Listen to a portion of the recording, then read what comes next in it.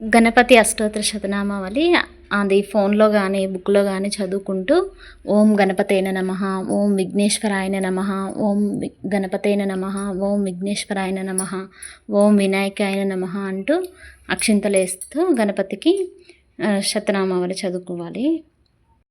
వెంకటేశ్వర స్వామి అష్టోత్తర శతనామావళి అని చెప్పుకొని బుక్లో కానీ ఫోన్లో కానీ ఎందులోనైనా అష్టోత్తర శతనామావళి చదువుకుంటూ ఓం వెంకటేశ్వర స్వామి అయిన నమః, ఓం శ్రీనివాసాయన నమః, ఓం గోవిందాయన నమః అంటూ మనం తులసి దళాలు ఉంటే తులసి దళాలతో కానీ అక్షింతలు ఉంటే అక్షింతలతో కానీ మనం స్వామివారికి అష్టోత్తర శతనామావళి చదువుకోవాలి.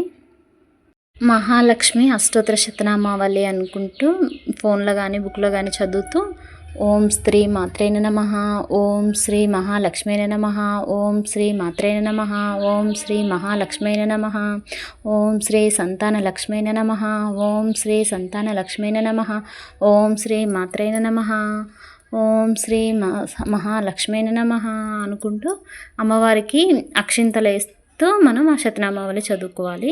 పాదాల చెంత వేయాలి. ఎప్పుడైనా దేవుళ్ళకి మనం పాదాల చెంతనే అక్షింతలు వేస్తూ శతనామావళి కానీ ఏదైనా కానీ అక్షింతలు పాదాల చెంతనే వేసుకోవాలి.